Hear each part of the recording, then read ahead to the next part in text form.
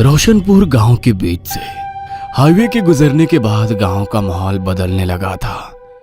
Highway के आसपास की जमीन के दाम आसमान छूने लगे थे और बड़े बड़े सेठ उस जमीन को खरीदकर वहां रेस्टोरेंट, होटल और शॉपिंग कॉम्प्लेक्स बनाना चाह रहे थे। एक दिन, ये इतनी बड़ी जमीन ऐसे ही खाली पड़ी हुई है, मुखिया जी किसकी है ये जमीन? हमारी बात करवाइए मालिक से, हम इस जमीन पर शॉपिंग कॉम्प्लेक्स बनाएंगे। जाने दीजिए सर, ये जमीन किसी काम की नहीं है, शापित है ये। फिर तो और भी अच्छी बात है ना, जो जमीन गांव के किसी काम की नहीं वो हमारे काम आ जाएगी। मुखिया के मना करने के बाद भी सेठ उसकी बात नहीं मानता और सरकारी दफ्तर से एनओसी लेने के बाद वहां पर कंस्ट्रक्शन का काम शुरू करवा देता है। बिल्डिंग के बनने का लगभग 50% काम हो चुका था। साइट पर काफी सारे मजदूर काम करते थे, लेकिन जैसे ही रात हो जाती सब अपने अपने घर को लौट जाते और साइट पर बस चौकीदार राम सिंह ही बचता। रात के तकरीबन 9:30 बजे का समय था। खाना खाने के बाद राम सिंह बिल्डिंग के बाहर बैठा हुआ बीड़ी पी रहा था कि अचानक उसे महसूस हुआ कि जैसे किसी ने फूंक मारकर उसकी बीड़ी को बुझा दिया हो। राम सिंह ने चौंक कर इधर उधर देखा, लेकिन वहां पर उसे कोई भी नजर नहीं आया।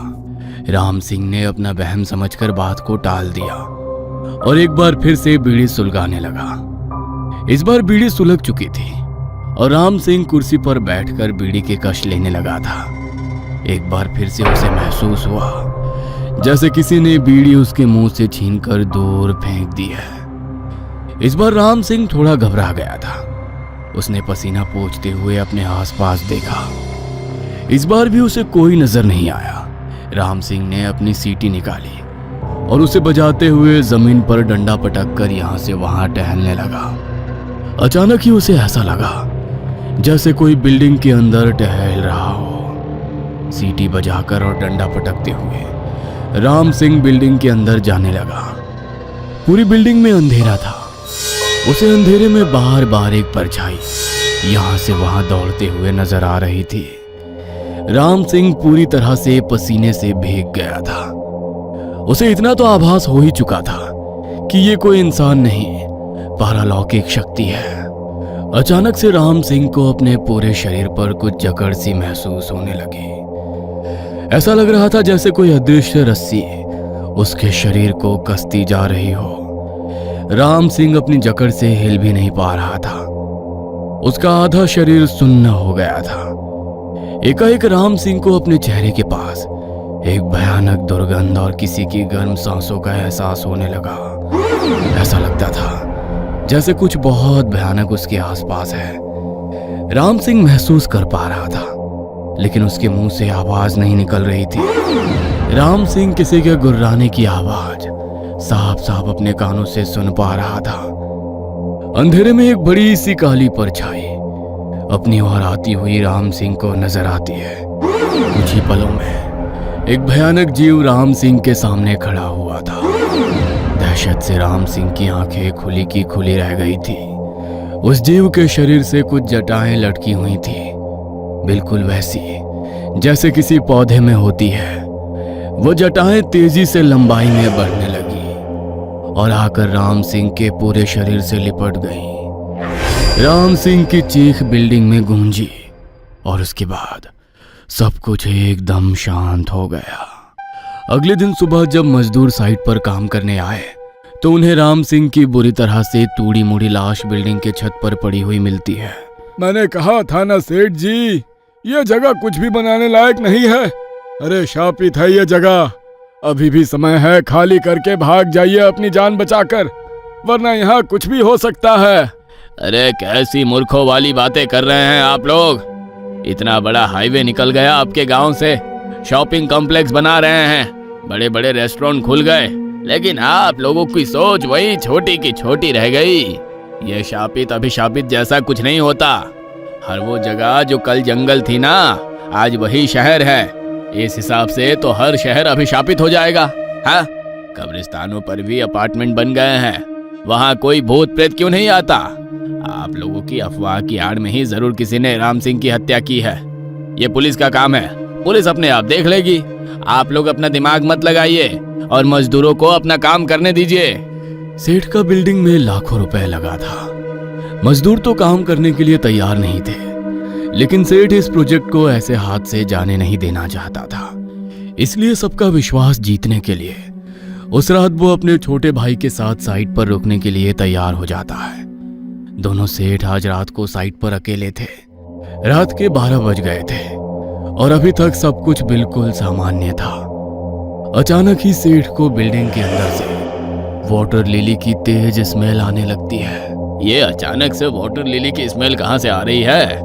वाटर लिली तो सिर्फ पानी में होता है और यहाँ तो आसपास में कहीं दूर दूर तक पानी नहीं है। मैं जरा बिल्डिंग के अंदर देखकर आता हूँ। सेठ टॉर्च लेकर बिल्डिंग के अंदर जाता है।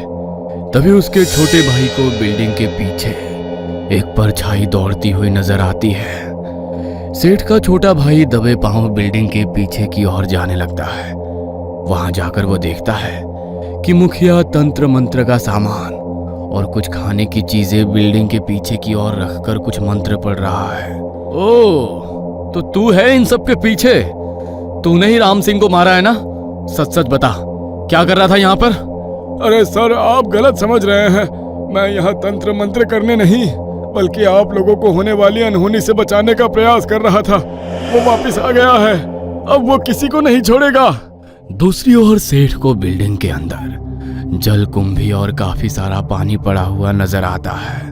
ये पौधा यहाँ कैसे आ गया? ये तो पानी में होने वाला पौधा है। अचानक से इतना सारा पानी, जरूर ये किसी की शरारत है। कौन है यहाँ?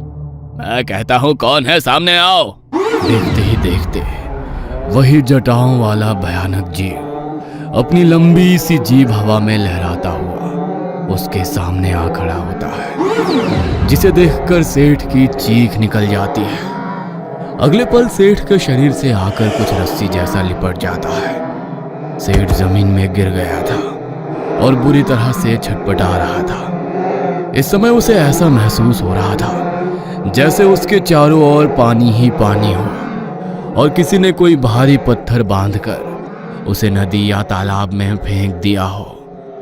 काफी देर तक जमीन पर छटपटाने के बाद अंत में दम घुटने के कारण सेठ की मौत हो जाती है। अगले दिन जब सेठ की लाश बरामद होती है तो ये देखकर सभी लोग हैरान थे कि सेठ का पूरा शरीर फूला हुआ था, जैसे वो पानी में डूब कर मरा हो। उसके शरीर पर जल कुंभी और वाटर लिली के पत्ते भी चिपके हुए थे। भैया की मौत पानी में डूबने से हुई है। इसका मतलब किसी ने उन्हें मारने के बाद यहाँ लाकर फेंका है। जैसा आप सोच रहे हैं वैसा कुछ नहीं है सर, ये सब भूत प्रेत का चक्कर है। मेरी बात मानिए, अभी भी साइट पर काम रुकवा दीजिए, वरना कोई नहीं बचेगा, सब मारे जाएंगे।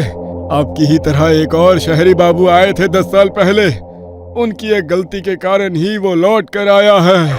शहर से पढ़ाई करके आए जमींदार रणविजय का पोता शैलेश आधुनिक विचारों वाला निडर इंसान था। शैलेश जब 5 साल का था तभी रणविजय ने उसे पढ़ने के लिए उसके चाचा के पास अमेरिका भेज दिया था। पूरे 20 सालों के बाद रणविजय वापिस अपनी हवेली में लौटा था। इन 20 सालों में बहुत कुछ बदल गया था। विकास और आधुनिकता की झलक शहरों से होते हुए गांव तक पहुंचने लगी थी। देखो बेटा, वैसे तो हमारी इच्छा नहीं थी कि तुम इस गांव में लौट कर आओ, लेकिन अब आ ही गए हो तो यहाँ के नियम कानून मानकर कायदे में चलना और भूल कर भी कभी उस तालाब के नजदीक मत जाना। दादू, दुनिया कहाँ से कहाँ पहुँच गई है और आप अभी तक उन्हीं सब पुरानी बातों में उलझे हुए हो। अरे जिस जमाने में वो सब घटनाएं हुई थी ना, तब साइंस के बारे में लोगों को इतनी नॉलेज नहीं थी। मुझे पूरा यकीन है उन सभी घटनाओं के पीछे कुछ ना कुछ साइंटिफिक और लॉजिकल एक्सप्लेनेशन जरूर होगी। गांव के लोगों को जो बात समझ में नहीं आती ना, उसे वो भूत प्रेत में जोड़कर डर का माहौल बना देते हैं। हो सकता है बेटा तुम्हारी बात सही हो, लेकिन ये कोई एक घटना की बात नहीं है। इस तालाब ने इस गांव के ना जाने कितने लोगों की जिंदगी को लीला है। तुम चाहे जो भी कहो, लेकिन हमारा विश्वास कहता है कि उस तालाब में कुछ तो है। शैलेश को अपने दादा की बातें समझ में नहीं आ रही थी। उसने तो इस बात को ही सिरे से खारिज कर दिया था। कि कोई तालाब शापित हो भी सकता है। 2 दिन बाद शैलेश जब से अमेरिका से लौटा था, वो सुबह खाना खाने के बाद गले में कैमरा लटका कर निकलता और फिर गांव में घूम घूम कर वहां के चक्कर, रीति रिवाज और लोगों का वीडियो शूट करता। शैलेश गांव में पड़ने वाले शमशान के नजदीक से गुजर रहा था कि तभी उसने देखा शमशान के पास बने छोटे से जंगली इलाके में 2 आदमी बड़ी सी कढ़ाई में कुछ पका रहे थे, जिसकी खुशबू उसे दूर से ही आकर्षित कर रही थी। अरे, यहाँ सुनसान जगह पर खाना बना रहे हैं। लगता है कोई गांव में दावत होने वाली है। खुशबू से तो ऐसा लगता है जरूर कोई पकवान बन रहा है। शैलेश उन आदमियों के पास आता है और उनसे सवाल करने लगता है। क्या पका रहे हो आप लोग इस कढ़ाई में? अरे वाह, यहाँ पर तो मोतीचूर लड्डू की भीड़ लगी हुई है। आपको पता है, ये मोतीचूर के लड्डू और जलेबी मेरी फेवरेट है। शैलेश लगातार बोलता जा रहा था, लेकिन वो आदमी बिना कुछ कहे चुपचाप अपना काम कर रहे थे। अचानक शैलेश वहां से एक लड्डू उठाकर अपने मुंह में डाल लेता है। शैलेश की ऐसी हरकत को देख खाना बना रहे दोनों आदमियों के हाथ अचानक से रुक जाते हैं। ये क्या किया आपने? अगर गांव के रीति रिवाज, रस्मों के बारे में जानकारी नहीं है ना, तो हर चीज में अपनी नाक घुसानी जरूरी है क्या? बहुत बड़ी अनहोनी को बुलावा दिया है तुमने। पता नहीं अब क्या होगा। वो दोनों आदमी शैलेश को पकड़कर सीधा रणविजय की हवेली की तरफ ले जाते हैं। आप जानते भी हो आपके पोते ने क्या किया? अरे, हम लोग गांव के बाहर भोग बना रहे थे और इसने आकर उस भोग को जूठा कर दिया। अब जल प्रेत का कहर इस गांव पर बरसेगा और उसका जिम्मेदार आप और आपका यह पढ़ा लिखा अनपढ़ पोता होगा। यह तो अनाड़ी है। अरे, लेकिन आप तो इसी गांव के हैं ना। रणविजय गांव वालों को समझा बुझाकर शांत करता है। कुछ देर बाद गांव वाले लौट गए थे, लेकिन शैलेश को अभी भी ये पहेली समझ में नहीं आ रही थी। दादाजी, आप बताएंगे आखिर ये सब क्या हो रहा है? जो लड्डू तूने उन लोगों को वहां बनाते हुए देखा था ना, वो मिठाई किसी दावत के लिए नहीं, बल्कि जल प्रेत के भोग के लिए बनाई जा रही थी। जिन ताकतों से लड़ने की हमारे अंदर शक्ति नहीं होती ना, उसे उसकी मनपसंद चीज देकर प्रसन्न कर देने से ही सबकी भलाई होती है। बरसों पहले की बात है। मेरी उम्र तब 20 के लगभग रही होगी। मेरे पिताजी जमींदार थे। रुपए पैसों की घर में कोई कमी नहीं थी। एक रोज गांव में रहने वाला हरिया पिताजी के पास कर्ज मांगने के लिए आया। उसके पास गिरवी रखने के लिए कुछ नहीं था। अपने खेत, बैल, यहाँ तक कि पत्नी के गहने तक गिरवी रखकर वो पहले ही कर्ज ले चुका था। इसलिए इस बार पिताजी ने उसे रुपए देने से इनकार कर दिया। शायद उसकी माली हालत काफी खराब थी। उस रोज हमारे यहाँ से निकलने के बाद वो अपने घर नहीं लौटा। अगले दिन सुबह गांव के तालाब में उसकी लाश मिली। कुछ लोग कहते हैं उससे पहले भी तालाब में गाय भैंस डूबकर मरा करती थी, लेकिन हरिया के मरने के बाद तो जैसे गांव के तालाब को श्राप लग गया। अब तालाब में गाय भैंस से ज्यादा इंसान डूबकर मरने लगे। गांव में बच्चा बच्चा तैराकी जानता है, और ये बात सभी लोग जानते थे कि तालाब ज्यादा गहरा नहीं है। लेकिन धीरे धीरे तालाब से जुड़ी एक के बाद एक कई विचित्र घटनाएं सामने आने लगी। एक रोज 3 बच्चे तालाब में तैराकी करने निकले। पूरा दिन वो तालाब में खेलते रहे। खेलते हुए उन्हें वक्त का अंदाजा ना रहा और दिन ढल गया। खेलते हुए तीनों अचानक गायब हो गए। एक आधा घंटा और बीता तो उनकी माँ बच्चों को खोजते हुए तालाब के किनारे पहुंच गई। वहां पहुंचकर उसने देखा बच्चे किनारे पर घुटनों में मुंह छिपाए बैठे हुए हैं। बच्चों की माँ ने नाम लेकर उन्हें पुकारा तो वे मुंह नीचे किए हुए ही नजरें तिरछी करके माँ को देखने लगे। ये कोई बखत है खेलने का? घर चलो। माँ की आवाज सुनकर तीनों खिलखिलाकर हंसते हुए तालाब की ओर भाग गए और किनारे पर ही पानी उछालकर खेलने लगे। बार बार बुलाने पर भी जब बच्चे बाहर नहीं आए तो उनकी माँ गुस्से में उन्हें लेने तालाब की ओर दौड़ पड़ी। रमा तालाब की ओर गई जरूर, लेकिन कभी लौटी नहीं। अगले दिन रमा और उसके तीनों बच्चों का शरीर तालाब में तैरते हुए पाया गया।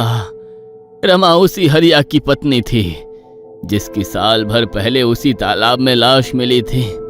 साल भर के भीतर उसके तीनों बच्चे और पत्नी सभी तालाब में समा गए थे। ये घटनाएं यहीं नहीं रुकी, एक के बाद एक लोग तालाब में समाने लगे।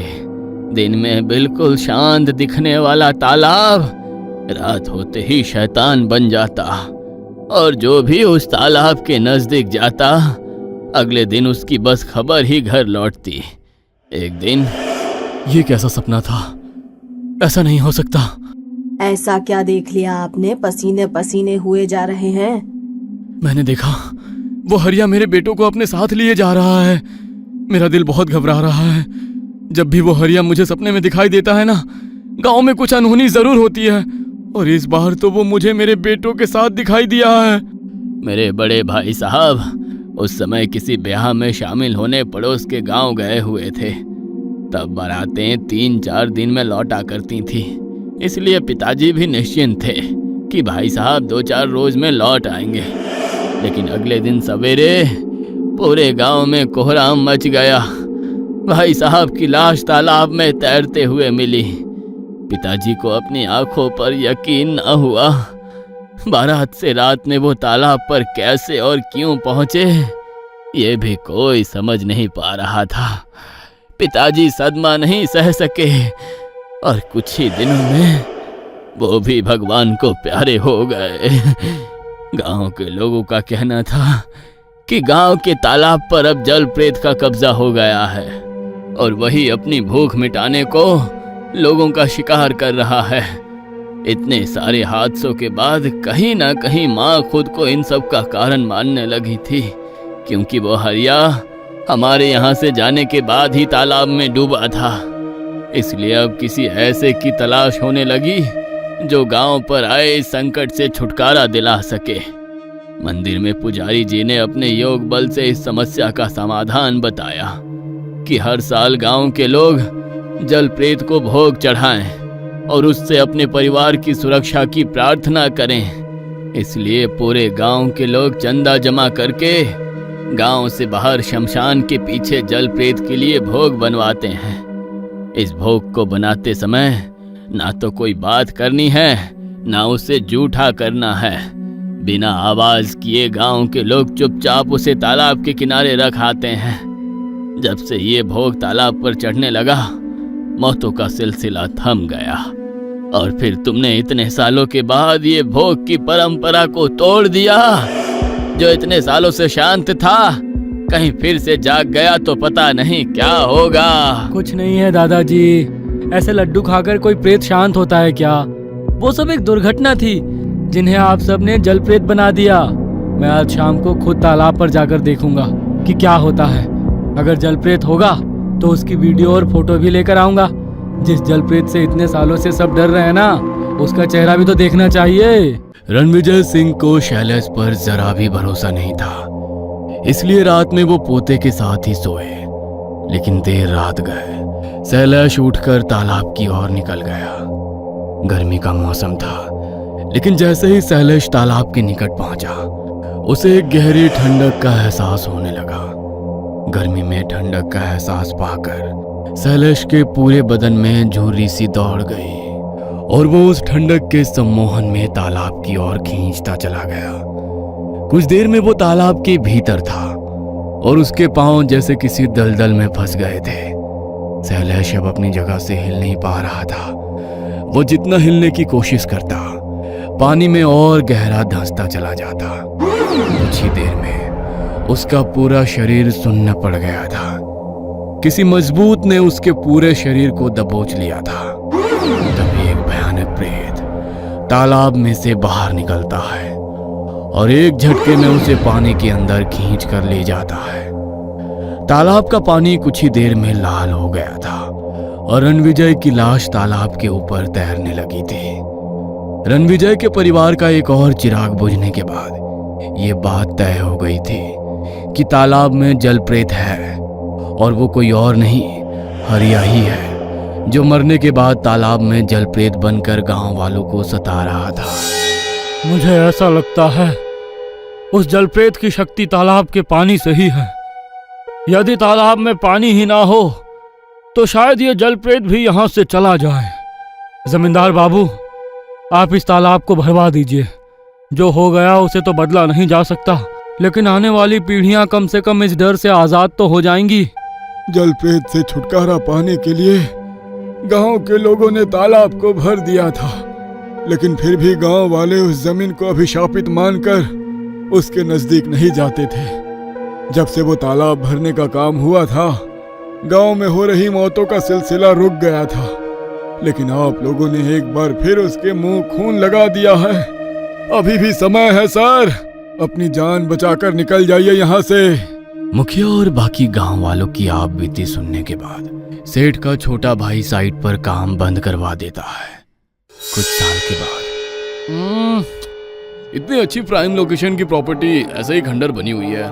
मिस्टर विकास, बात करिए अरोड़ा ब्रदर से, हम खरीदेंगे इस बिल्डिंग को। ये कहानी आपको अच्छी लगी हो तो हमें सब्सक्राइब करें, हमारा इंस्टाग्राम और फेसबुक पेज जरूर फॉलो करें। और हाँ दोस्तों, सब्सक्राइब करना भूलना मत।